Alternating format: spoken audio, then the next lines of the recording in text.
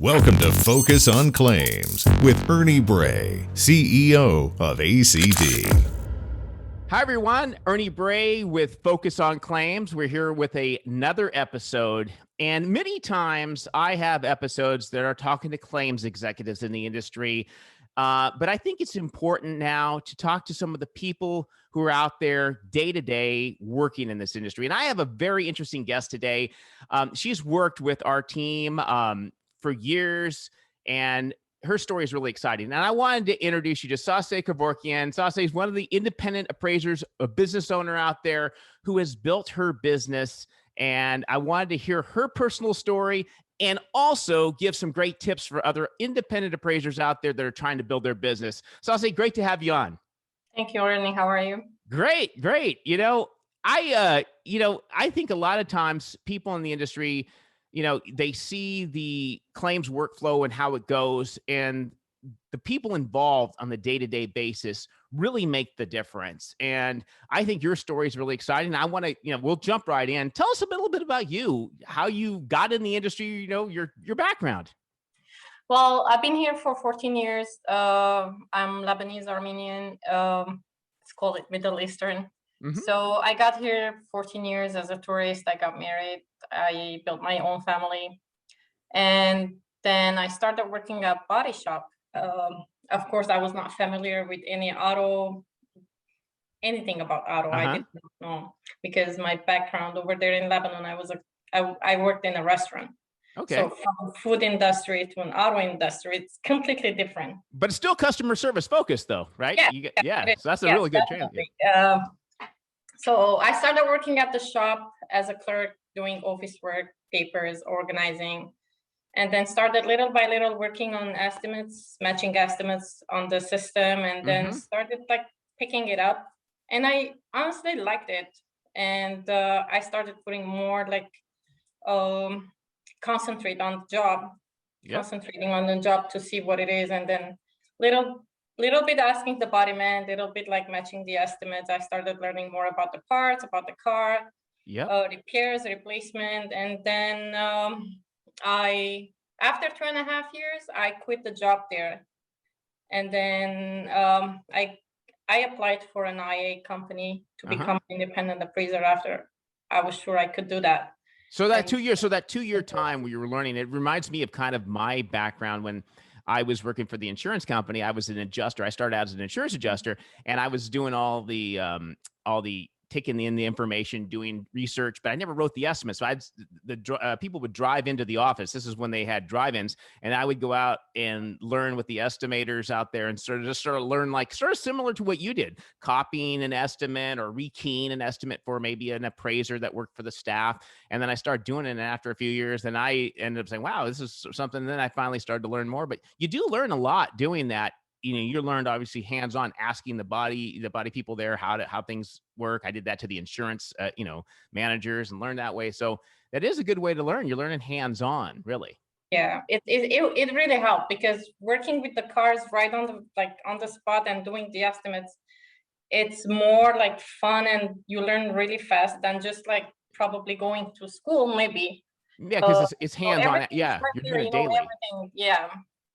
And so then you went into the IA side, and you had enough knowledge to do that. So tell us, so take us from there. You started to do the IA. You worked for a company. To be honest with you, in the beginning, when I quit the job at the shop, I applied for one of the insurance companies to become an estimator or an adjuster. But due to my experience time frame, I was not hired. But that not at all stopped me from achieving my goals and what I want to do. Yeah, you're determined. And then I got the opportunity to apply for this independent company. I was hired. Okay. So working with them, it probably it was good because I earned more experience in the field. So, and then after that, I decided to become more independent and open up my own business name and all that. That's very exciting. Yeah. So, that's what you're saying there. I've seen a lot of people do that. They may have worked at a shop before, even a shop, estimator or somebody. They've done that, and maybe a carrier may not hire them on because they don't feel they have the experience. But then an IA company or a small little firm like that will actually take somebody under their wing and train them. Sounds to me like that's what happened with you.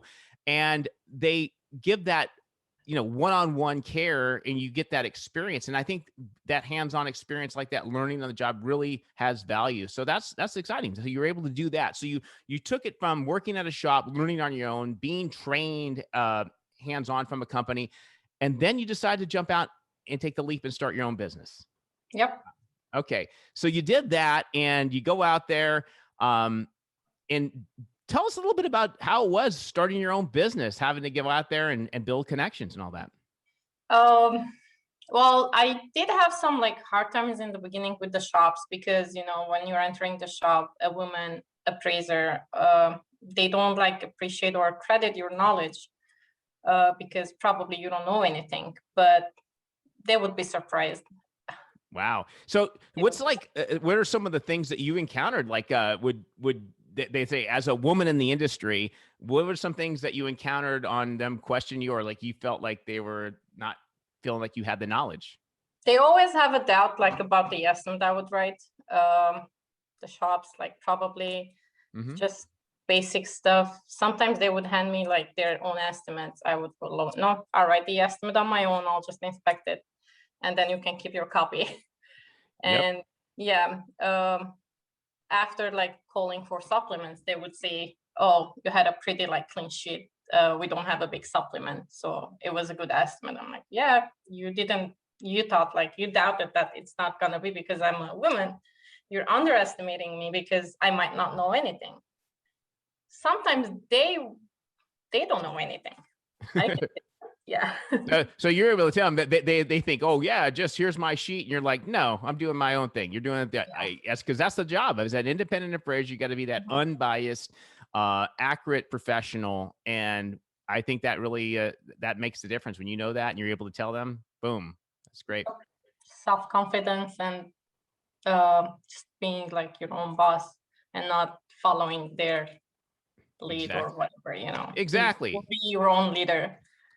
And that's what insurance carriers want out there, and they want people that they want that independent, that we're not biased to anything. You're doing an accurate estimate based on that actual damage of that vehicle. And so, what is like a typical day for you as an appraiser? Like, what would take us through how you organize your day?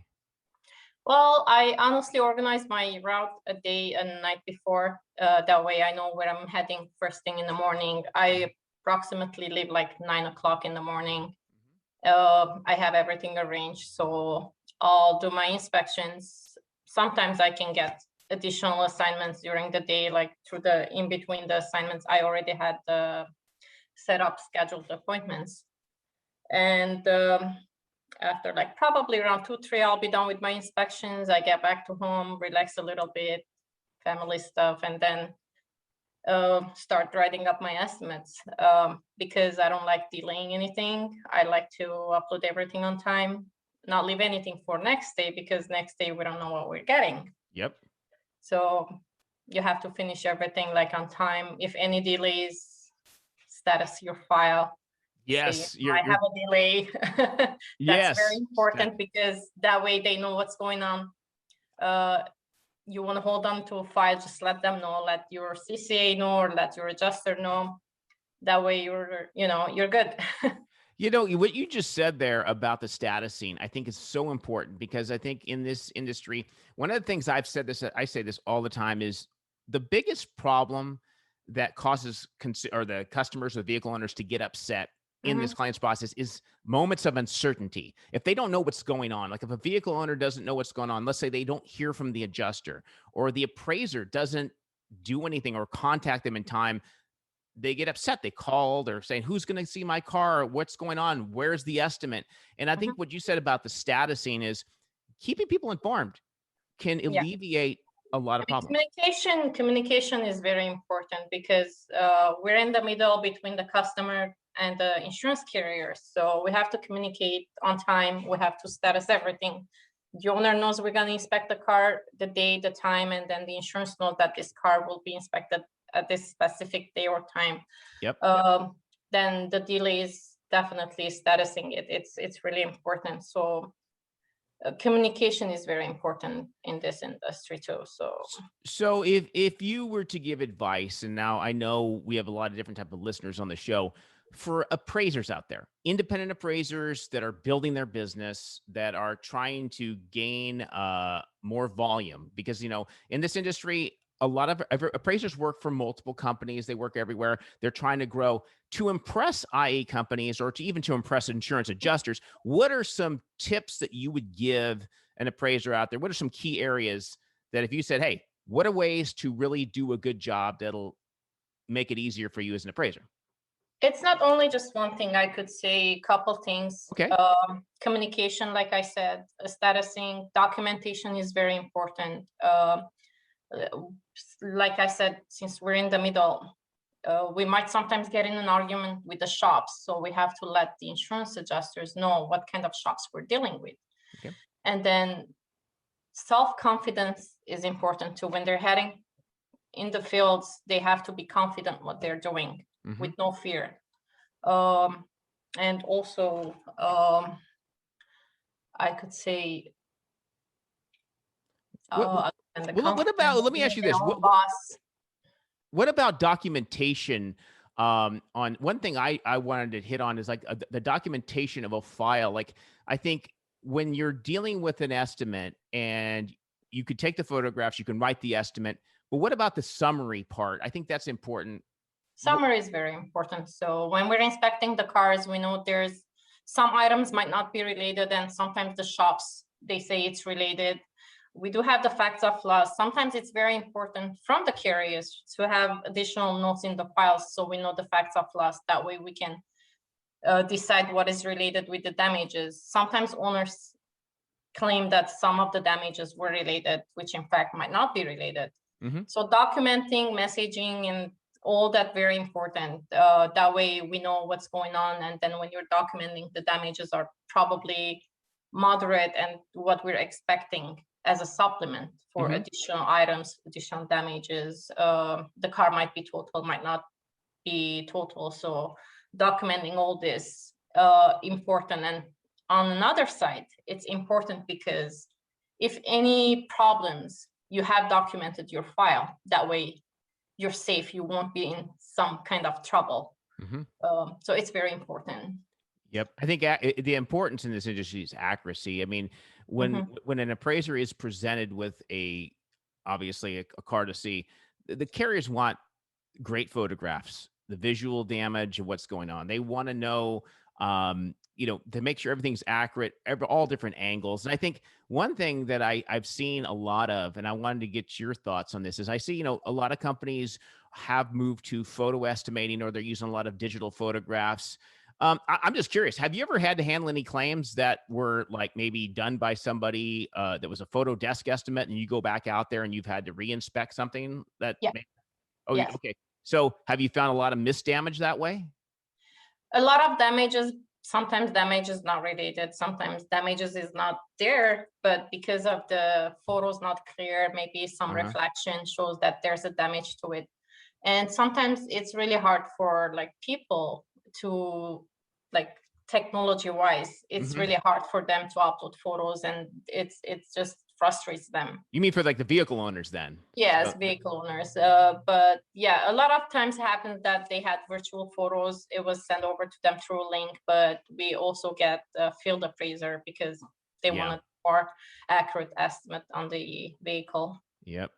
Okay. So, one thing that really is I'm seeing happen now a lot is articles in the industry talking about AI and automation and trying to do things off of photos, and even just using computer vision and trying to write estimates without people. And I'm a big fan of technology, and I believe that it can be used in the right places. But I'm more about augmenting humans, giving people the power of technology to do better at their jobs, not replacing people. And I think one thing in this industry is the human factor. Claims are stressful for people. It's a stressful situation when you're a vehicle owner, you get in an accident, and I'd love to hear some of your input about, because you being out there meeting with people, what are some of the stories you hear about, like some encounters with like the vehicle owners where they, it makes a difference in the human touch? Well, it's sometimes I hear them like complaining about the time frame, complaining about the photos, complaining about that link not working. They're not able to upload any photos, which is delaying their claim, repairs of the vehicle or whatever is the process, if it's a total so I usually tell them like to be a little bit patient. That's the reason I'm there, to help them out, to make the process faster. And they would really appreciate, and they're always thankful. They tell a lot of stories, sometimes from vehicle damage and accident. It goes to personal stories. So they like that you're sort of the ear. You're the ear that they can talk to about the stress of the accident, because a lot of times the person in the field is maybe the only person they ever really talk to often. Yeah, especially with older people, like they're just worried about what's gonna happen. They have no idea what's happening. Sometimes they never got in an accident. They're very like don't know what's next step they need to take. I try to explain them, and it helps a lot. That way they know the time frame, what they need to do next. They ask me sometimes if they need to take it to a shop. I usually like recommend them just to wait another 2 days, 3 days, and they should hear from the insurance adjuster, and they will let them know, they will guide them what's their next step. So exactly. Yep. And the carrier can take it from there. But like what you're saying there, it's that aspect of that human touch where you're talking to them. I don't think that can be replaced by you can't just, an AI, a robot's going to say, oh, they're not going to show the empathy of when you're concerned about what's going on. And I think that's just the key aspect, I think, that the human touch plays in the claims part. As the appraiser, the adjuster, all have real key parts, in a stressful situation. It just can't be completely replaced by robotics, It's not a bad thing having the technology, but it's not a 100% good idea. Yeah. So, tell us a little bit about how you like working with the ACD team, because, as an independent out there, we work with tons of businesses throughout the country, work through our platform and work with our, service management teams and all that. So how do you like working with the team? Such a great team. Very, what do you like about it? Very, very communicative, do you? Yeah, very, very organized, wise, communication, everything on time. Like I sent a note within 5-10 minutes, I have a response message sent to the insurance carriers. They're really great. That's great. That's great to hear, because that's what we take pride in the company, is really, because I look at us as we're coordinating. We got all the individual independent appraisal businesses out there. We're helping connect, match up to assignments and different carriers. And I think in a way it makes the job of an appraiser easier. You think so? To give that help? Yeah. So awesome. Well, as we close and we end this episode here, I just want to kind of go back and really hit on the fact to help other independent appraisers out there that are starting their business, because I'm a big supporter of small businesses and entrepreneurship. What are some things that you would give advice if they want to build a good reputation, they want to grow their business in their distinct regional market? What are some tips you give them to grow their businesses? I would say being honest in their work. And that's very important. Honest about themselves first, and then about the work. Communication, statusing, documenting, and being their own boss, being their own leader. It should help them. That's great.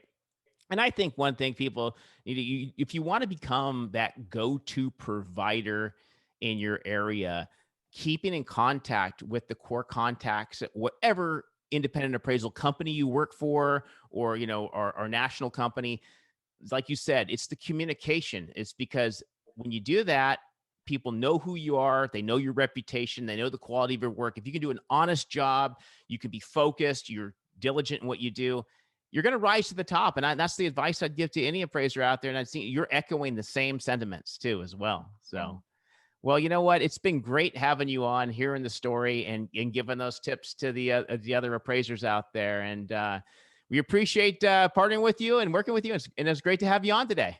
Thank you so much for having me on your show. And then I'm really honored to work for your company. Oh, you're welcome. Be part of your company. All right. Have a good one. Thank you. You too. All right. Thanks for coming on. Bye. This has been Focus on Claims with Ernie Bray, President and CEO of ACD.